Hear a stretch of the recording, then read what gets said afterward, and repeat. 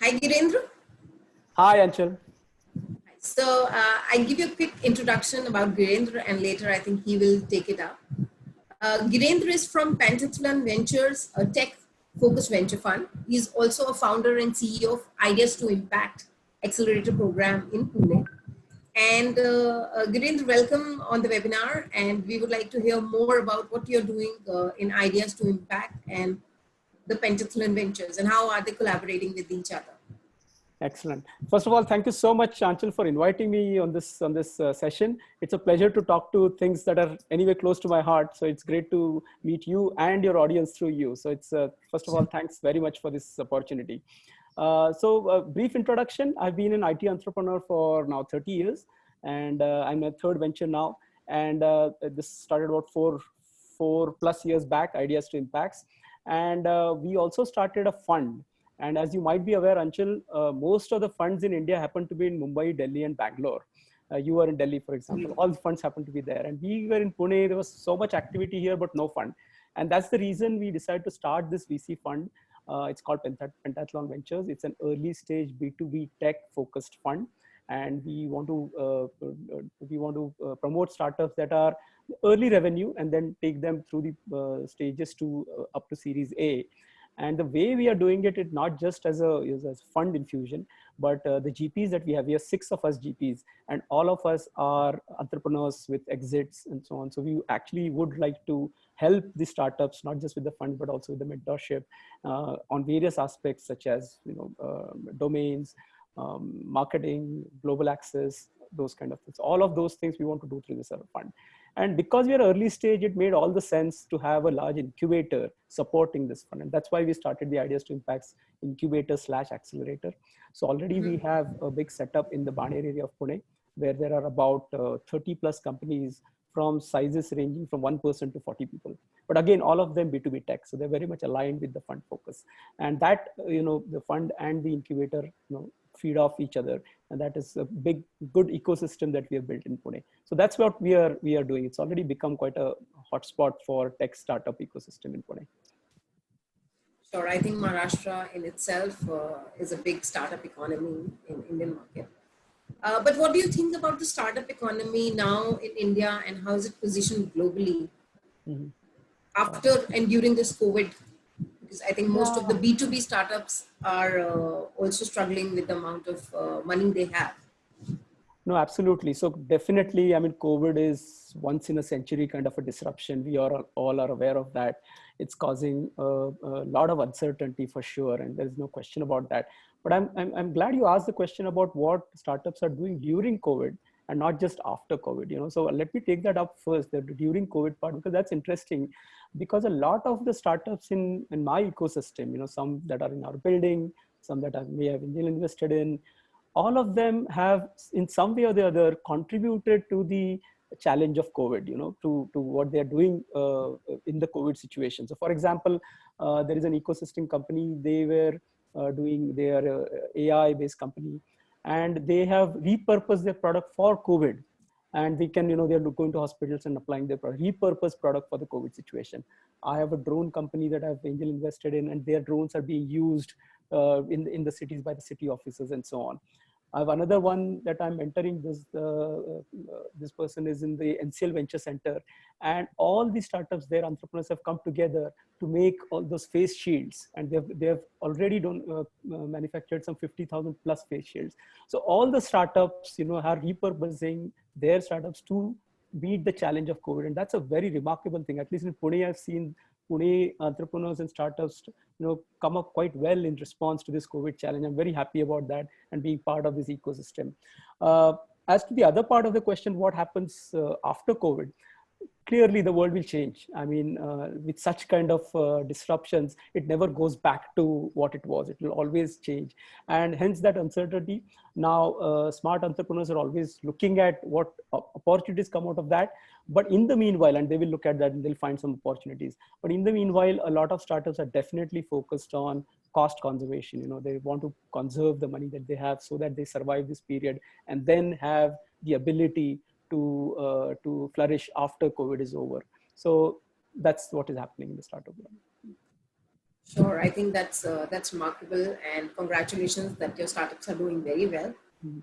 And now, where do you think maybe during and after COVID the disruption will come from? Which industry, which part of the state?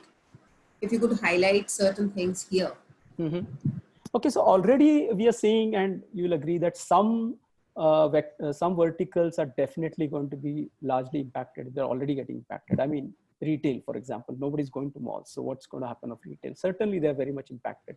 Travel has shut down completely, right? I mean, that's a big shock to the travel industry, and that is definitely going to happen. Hospitality, same thing. Nobody's going to restaurants anymore. And and that's the known and easy answer, that these kind of verticals are definitely going to have a negative impact.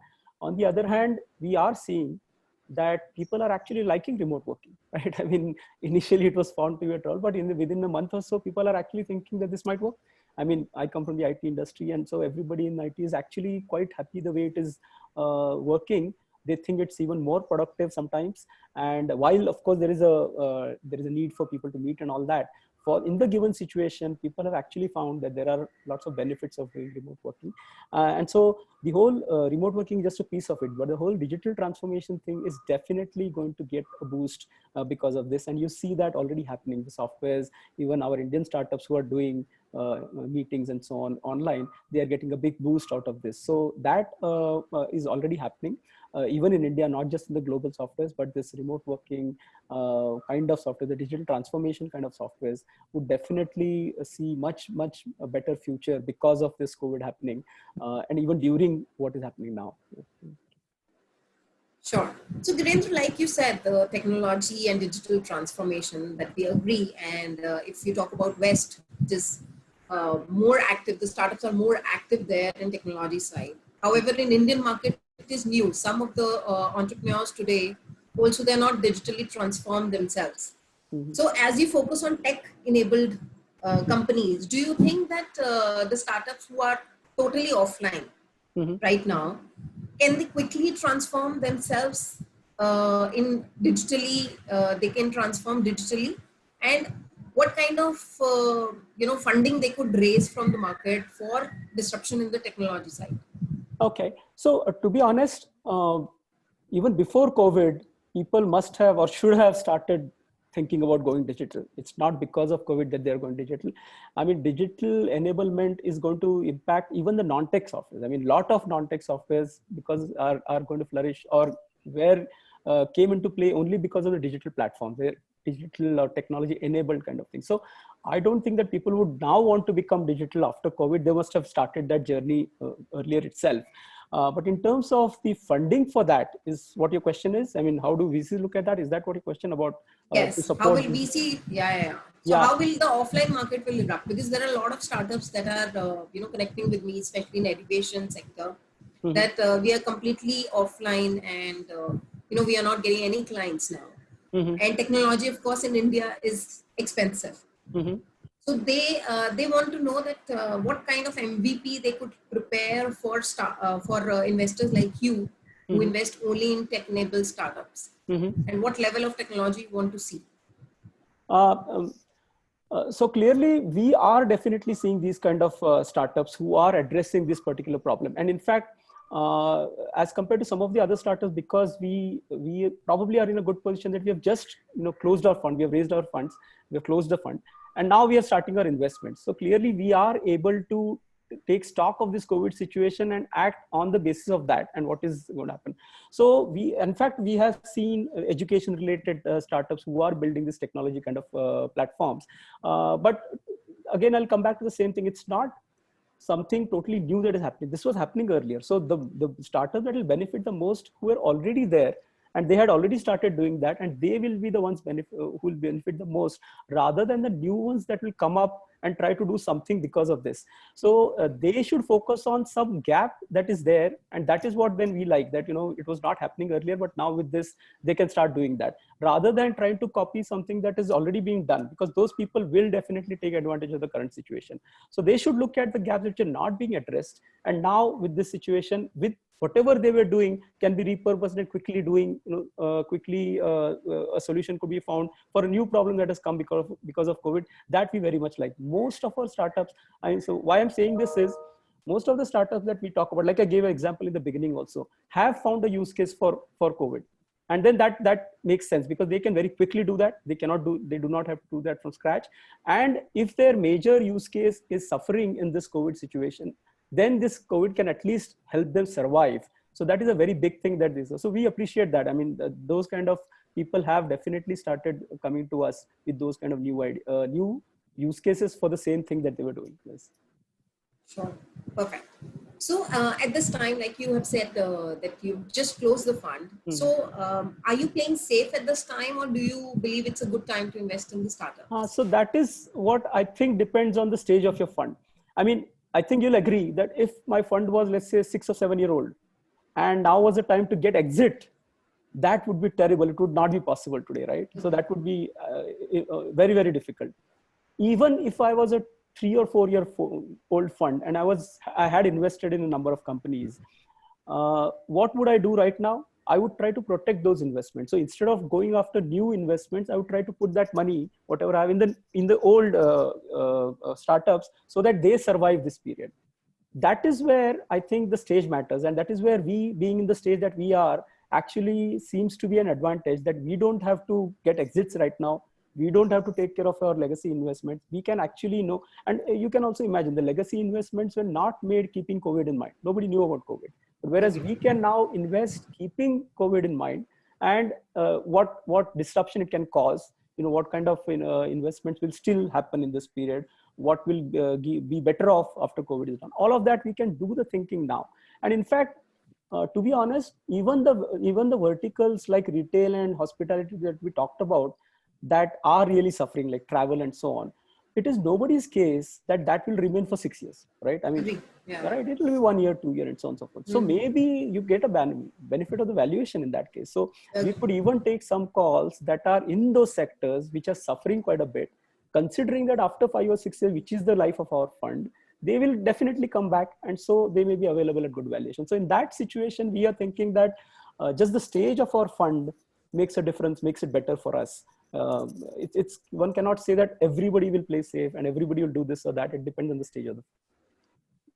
Great. I think that's a very positive note. I think startups will be very glad hearing that. So Gireendra, the one thing that I always ask someone is, a lot of founders who are good, who have their USPs, are normally flooded by a lot of proposals from investors. Mm-hmm. How should they choose their investors from a pool of investors? Mm-hmm. Okay, so probably that, like based on your earlier question, that may not be the situation now. You may not be having too many investors, because what we are seeing is a very strong deal flow. We are talking to a lot of people, but we are also seeing some other funds not investing in this stage. But your question is a very valid one. In fact, founders, in my mind, must have multiple investors coming to them from which they can choose. If they have only one investor and only one term sheet, then probably it's not the good situation, because how do you then determine if you're getting the best offer? So certainly there has to be multiple, investors and term sheets that you're discussing. What I would say is that it is not about just the money that is being. I mean, it almost be cliche to say that don't just look at the highest valuation and the highest money and so on and so forth. But especially in our kind of a situation where you're early stage, clearly you must be looking at what gaps you have and who fills those gaps best. Of course, funds fill a major gap, but there are other gaps that a startup can have. It could be global market access. It could be technology related. It could be domain knowledge. It could be multiple of those things. And looking at an investor who fills those gaps is a very good thing to do, even if, let's say, the valuation is a little bit lower than some other competing value something. So you're almost getting a partner, right, as an investor. Of course, not a full-time, day-to-day working kind of a partner, but somebody who's going to be with you in that journey. And you should see that is benefiting you the most in terms of that the journey that you're sharing with going to be sharing with that investor. So I would like the entrepreneurs to look at all these gaps that they find after self-analyzing. If they look at themselves, this is what I'm looking for, and hence we are going for this kind of investor, that will hold you in good stead later on, thank you. Sure, perfect. I think that is very valuable for, especially for the startups during this period. Again, please don't be desperate to close the deal. Just, I would like to reiterate what Gireendra has said, that you have to focus on what's your vision. It's a partnership. And please choose your investors wisely during this period. So coming back to you, Gireendra, you run Ideas to Impact Incubation Center. I really liked that Ideas to Impact. Even you're wearing a T-shirt of that Yes, yes. incubation center. Since I'm at home, I didn't have any branding of Ideas to Impacts here. So I said, the least I can do is wear my T-shirt. No, that is good. I think that is the kind of connection you build with your company when you are a CEO and a founder. But how a founder can come to your incubator, and how can they get shortlisted? What do you give any capital? What are the criteria for shortlisting in that incubation center? Okay. So as I said earlier, we have this Pentathlon Ventures fund, and the fund has a thesis. It's early stage B2B tech and so on. So the way we build the incubator is it should be feeding into the fund. So fund and incubator should work, symbiotically. And that's then becomes the vision of the incubator as well. So the incubatees that we select are again going to be B2B tech, but they are going to be early stage. So there in the fund, we might want early revenue, for example.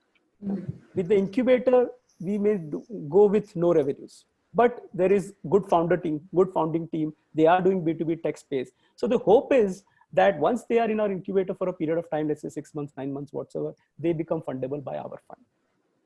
Correct. So of course, it's a large setup. So it's not that everybody is going to be funded by us, but if they remain in the ecosystem, then they get the benefit of whatever else we are doing in the ecosystem, whether it's, connects with the other founders in the building, the events that are happening, a fund, already having an office in the building, and so on and so forth.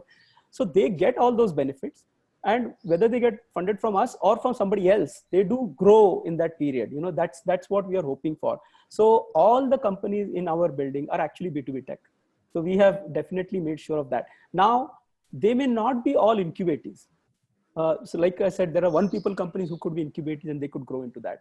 But there are larger companies as well. And I think there are like 40 people companies who have already got investments and so on. It's a very premium kind of an ecosystem that we have built. We wanted to create a place that people would want to go to. I mean, you talked about the Ideas to Impact's name. You should also see the building. There are like trees images printed on the glass facade. It's a very unique kind of a building. And so people want to come to this building. Because as you know, entrepreneurship is a lot about these connects that happen. It's not like you decide something and then exactly step 1, step 2, and step 3 it happens. It's a lot of times serendipity. You run into somebody, you talk something, and things happen. So we want to make sure that we create an environment which allows these things to happen. So that's the whole idea. So the fact that there is a company there, or there are startups there which are 40 people strong and who have investments, where do you have a chance otherwise for a one-person startup with just an incubator to run into these kind of people? So that's where we have tried to build this ecosystem for this whole range of companies. The smaller companies will actually benefit out of running into these larger companies, founders, successful people. Believe me, the larger companies and their founders are also very interested to talk to the younger entrepreneurs and startups, because they are also learning something new from them. So that is the mix that we have tried to build in the incubator. And while the incubatees will certainly benefit out of it, it's the whole ecosystem that actually benefits. Agree. That's interesting. And is it a virtual cohort during this period? The cohort, is it running virtual, or somebody can apply right now? Because there are a lot of startups who are asking to join a cohort right now. Yeah. But again, they cannot relocate themselves at this point. Right. No, we are not doing cohorts. We do this case by case. And it's not like a standard training program or something. Once you are in the building, you get everything that everybody else gets, including the events, of course, the facilities and so on, but the access to people and all of that. And, for example, when I'm traveling or something, when I'm talking to people, I'm not just talking about our portfolio companies. I'm also talking about people in our building, for example. So that global market access that we want to give is also to the companies in the building. So if there are good startups, they can apply to us at any time, and we would be happy to onboard them, and their journey starts from there.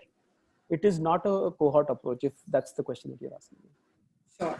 So So it is not a typical accelerator incubator program where there is a entrepreneurship program, but you shortlist based on whatever you get. With our criteria. So we won't, for example, onboard somebody who's B2C, for example, because then there's no path for us to help them forward.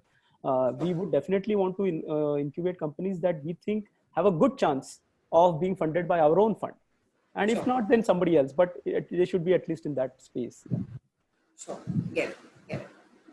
So coming to Pentathlon Ventures, what is the criteria for investment, and what is that one thing that clicks for you in a pitch? If somebody pitches you at this time, right? What is that one thing that you would say is a thing that you will go for? Okay, so we are early stage. So Anchal, you will also realize that the first thing is the founders, the team of founders. That not just individually each one of them, but the mix that they bring to the table. Typically there have to be three things that are have to be there. One is of course technology, because we are B2B tech. Then there has to be domain knowledge of the industry that you're targeting, and then there has to be business and the basic hustle. And it doesn't mean that there would be three co-founders. It could be all these attributes could be in two co-founders as well, but we look for this mix for sure. So almost always in a pitch deck, I'd first look at this founder slide, because in this early stage, there is not much else to go by. This the founders that, idea is important, but as we all know, ideas can change course. Yes. They can pivot and so on and so forth. So the founders are very important. And we also like to see what problem they are targeting, in the sense of, is that problem really big enough?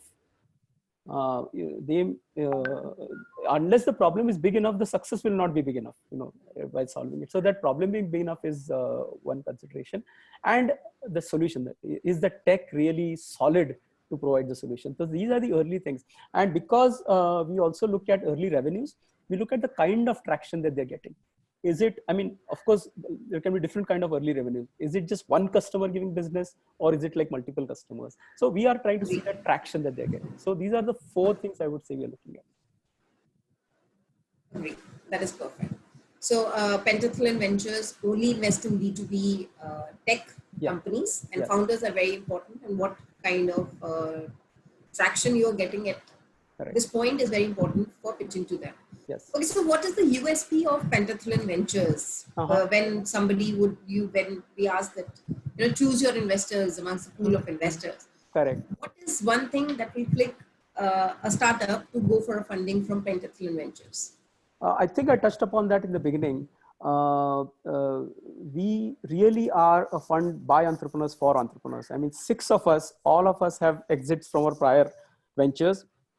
And after that success, we have come into this fund as a GP, and with the idea that our experience could be helpful to new founders and entrepreneurs in their journey. So that is the whole driving force behind what we are doing here. That can we help startups succeed, just going beyond the funds and so on. In fact, not just the GPs, all our investors are also entrepreneurs. So like I was saying, I don't know if I mentioned that or not, but we, based on their expertise of their vertical, is how we will choose our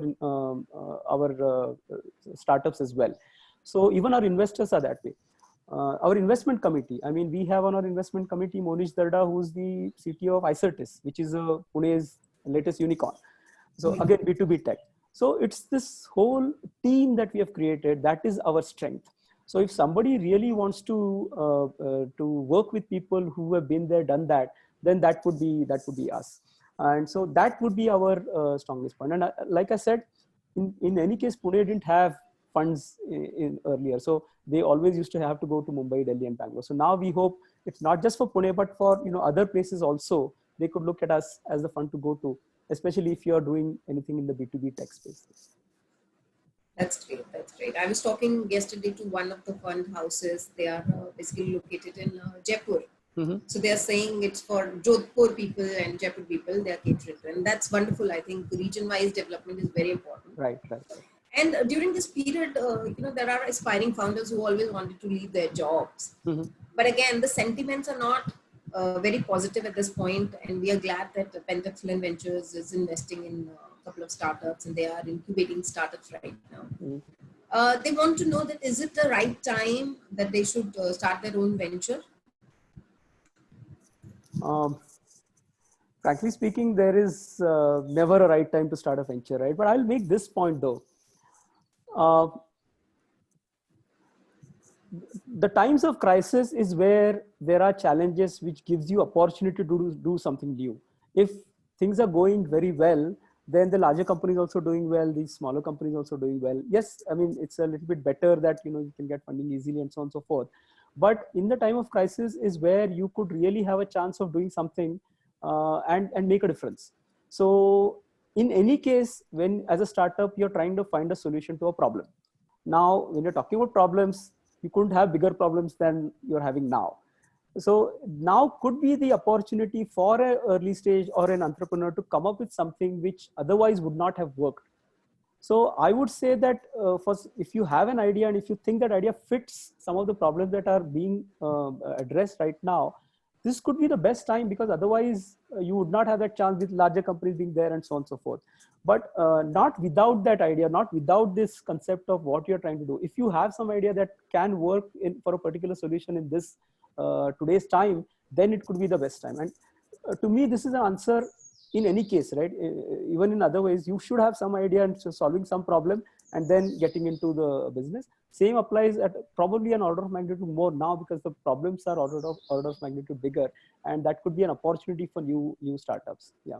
The earlier whatever I said definitely applies. You're not expecting to get, you know, funds to get started and so on. So you have to be conserving cash. You must be having all of those disciplines in place. But having said all of that, given the situation, if you have a solution for some of the problems that you're seeing now, this could be a very good time to start your venture. Agree. I think I personally like that statement, what you said, that leadership comes out in the time of crisis. Otherwise, everybody's, flourishing in good times. Yes. Good. So at last, we would like to ask, rather second last, that you know about FundTQ. It's a technology platform who is helping startups getting right direction and spreading awareness to join an incubation acceleration, which investor to choose from. Everything is technology. Yes. What do you think the relevance of this kind of program in today's world? No, I was very impressed to see your website. I mean, you have talked about how to value valuations, as I think you've done that. Then how to find the right investor, how to find the right incubator. All of these things are very important for youngsters who are trying to get into business. I mean, sometimes I almost envy them, because when I started in the early 90s, this word startup was not there. There was no such environment available and so on. And now people like you are building, you know, all these kind of things that are easily available, you know, just at the drop of a click or something like that. So that's, I think, quite great. And in fact, because we are also doing that, Achal, you know, for example, our building must have had 100 plus events in the last 1 year. So this is all meant to help, people like this. So all of us, I think, should be coming together and, to help the entrepreneurs and the startups in different ways that we can. So I very much like the valuation thing tool that you've created, or this navigation for investors or incubators, and they work very complementary to what we have done, ourselves. And so I think we should continue to do that. We welcome anybody to ask us any questions, and we'll be very happy to provide the best possible help that we can do. And I know I speak for yourself as well. And we should continue to do that and collaborate and see what best can be done for the entrepreneurs and for the startups to help them in their journey in the initial hard stages. Agree, Gireendra. I think thank you so much that for the kind words. We are also a startup. We are also trying some things out, and I think we have a similar vision. We will surely collaborate further. And Gireendra, the last thing, if a startup wants to join the incubation center, or they want to send a pitch to you, where they can contact you, LinkedIn, social media, or an email? Yeah, email is fine. LinkedIn is fine. LinkedIn, you can go to Pentathlon Ventures. Email, I believe you have my email ID. We'll be very happy to share that with anybody. On the fund side. On the incubation side, Tushar Shetty is our CEO. Either he can be contacted or I can be contacted. To just an email will do, or even contacting us on our website will do. So lots of, we are all active on social media, not so much on Facebook and so on, but definitely on LinkedIn and Twitter and so on. So we are all there. Any mode of access that you prefer, we'll be very happy to get in touch. And I can tell you that even on LinkedIn, I get number of texts every day, but I respond to each one of them, every one of them. Great. They may not be in line with our thinking, and tell them that, but you will get a response from me. So that I can assure you. Sure. So I think for convenience, of my audience that I would like to repeat the email ID of Gireendra. It's Gireendra, Gireendra dot Kasmalkar, Kasmalkar at ideas2impacts.com. And you can find him on LinkedIn as well, and you can connect with him personally. I think he's a very good person for any startup, starting today, or any aspiring founder. I think thank you so much, Gireendra, for such a helpful and such a nice and positive session with us. And I wish you all the best. I wish you all the best for your startups also. Yes. I wish they grow leaps and bounds now. Yes. No, thank you so much, Anchal. Like I said, it is a great opportunity for me to meet you and to meet your audience. And like you said, we are all together in this, in building this ecosystem. And Sure. we welcome any questions, any inputs that you need from us. We'll be very happy to help you with that. Connect with us with all the information that Anchal has given to you. Sure. Thank you so much, Gireendra. Bye. See you. Bye. Bye.